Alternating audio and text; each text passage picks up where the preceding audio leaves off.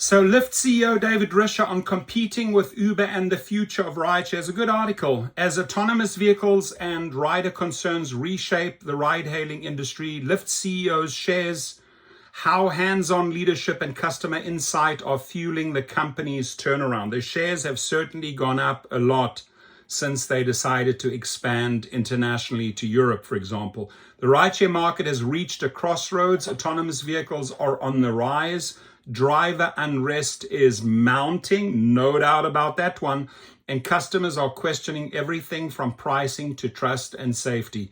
In the midst of it all, Lyft is mounting a comeback. CEO David Risher, who came into the role at Lyft 2 years ago, is taking a bird's eye view on the operation and pushing to reposition the company squarely against their competitor. Uber with faster execution, bold new programs, and Lyft's biggest international acquisition to date.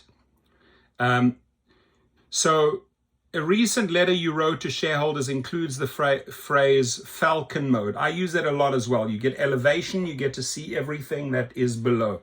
Use that reference a lot when I'm having conversations, which also has sparked a bunch of interest. I wanted to ask you to explain what is FALCON mode, Mr. Risher. So Falcons fly thousands of feet in the air, but of course they can't stay up there always because they've got to eat. So falcons have adapted to become extremely perceptive at seeing very small things on the ground and then being able to dive down very, very quickly, grab the mouse or whatever it is, and then go back up to cruising altitude. It's a good example. I use that kind of figurative language to help my team actually understand my job, which is to try to stay up at a high level. I mean, a CEO doesn't hopefully need to be in the details every single day, but I've never found a successful CEO, and I've worked for some very successful CEOs. I'm very lucky in that way, who doesn't also judiciously decide when to come down to go really, really deep into the things to get to the point where you're literally saying, you know what, I think this language on the screen isn't quite doing the job, as an example. So, for example, if he flies up, watches a video we made yesterday where there's a verified token, right? The driver is verified, but then the rider's name is that girl, G-U-R-L. Those two don't fit together. Fake name, verified. So, you know, that's really the language on the screen. On much of that, how much of that is about you identifying something that's strategic that you could have seen at 30,000 feet that maybe others are missing, versus pointing to your team that this is the way you want them to act. I think if you never do it yourself, if all you are doing is telling your team, go look at this, go look at that, go look at this, go look at this, I think the chance of you having good intuition on that, where to actually go deep, is low. But then on the other hand, hopefully they see you doing it and they become comfortable themselves. And again, I want to make a distinction. You haven't mentioned the word micromanagement, but that's a word that sometimes people say, well, doesn't that sound like micromanagement? And for me, the distinction I make is I try, again, sometimes unsuccessfully, to be clear, but I try not to use it as a way to propose answers. Of course, sometimes I do. I'm a human being. I have ideas, but I try more to use it as a way to understand a problem space better. A story I tell in the letter is you can understand the issue of surge pricing at a generic level. People don't like prices that are unpredictable, and that gives you a certain amount of insight. But when I drove and I picked up a woman named Anne, and she said, sometimes the price is 20, sometimes it's 30, sometimes it's 40. When it's 20, I take a Lyft. When it's 40, I drive myself. But I'm really annoyed. I get up at 6 in the morning, just check the price every single morning. You have these conversations and you get so much more empathy and understanding for the contours of that problem and why it matters so much to an individual level, at an individual level. And then you go back to your team and say, you know what, guys, I know we've been talking about trying to get rid of surge pricing, or at least some of it, for a while. Let me give you some examples that I've picked up by going deep that maybe help us understand both why this is a big problem for people and maybe understand, as I say, the contours of this space a little better as a result.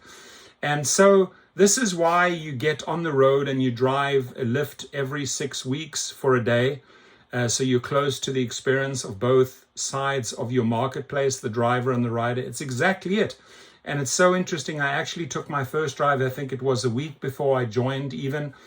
So it's been a little bit over 2 years now. And at first, what I really thought it was going to be is really understanding the driver app and the driver experience. And I learned a lot. But what it's really taught me is how the rider experiences the ride. Notice, what it really taught me is how the rider experiences the ride. And it's so different to look at the data versus to talk to riders and ask them, why did you choose Lyft today versus the other guys? What are some of the perceptions you have? And sometimes people talk about a credit card deal we have with Chase Sapphire Reserve, and sometimes people will talk about a bad experience they had on the other guys. Sometimes they'll talk about how they think they like our values better, or like Women Connect, which is a service we have. So you get a sense of both sides of the marketplace, and it's quite efficient.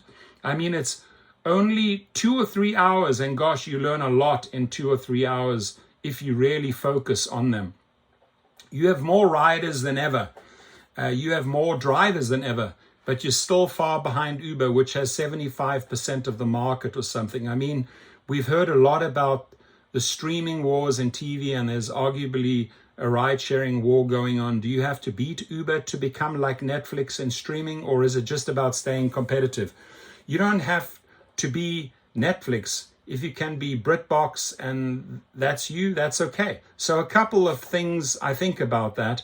Every year, just in the United States, we are not even talking about overseas. Just in the United States, people take about 160 billion rides in their own car. 160 billion.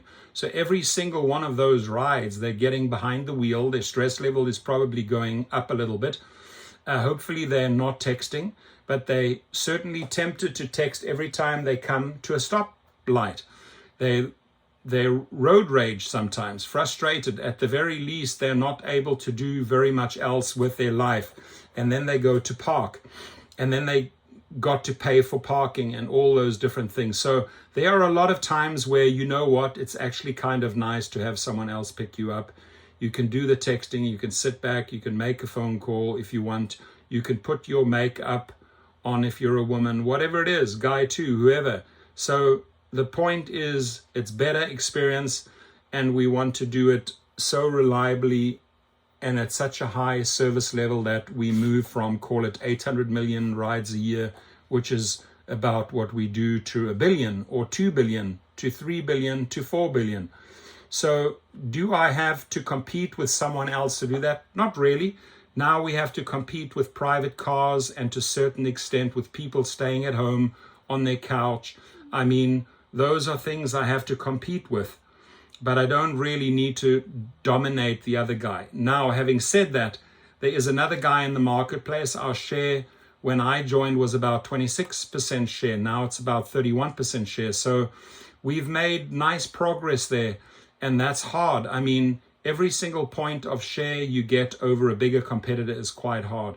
I'll give you 2 stats that I'm very proud of. One is we pick you up about 30 seconds faster than they do. Second is for our drivers, we have a 23-point advantage in preference of dual appers. People who use both apps, who would you prefer to drive for? So I consider those to be very good leading early indicators that we're doing some things well. The share thing is a little bit of a trailing indicator. It's just an interesting little thing to look at. Leading indicator is more to people like you, more you get better service, and over time that tends to grow business quite nicely. So good article. I like this one. I liked his FALCON approach. Your comments, please. Thank you.